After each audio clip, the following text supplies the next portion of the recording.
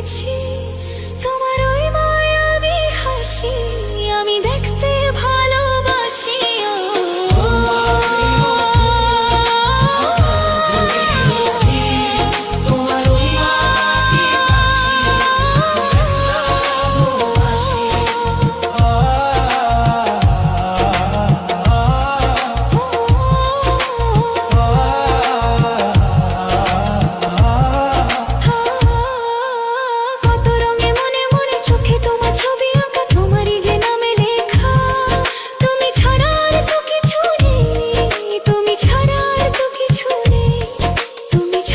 কিছু নেই, আমি তোমার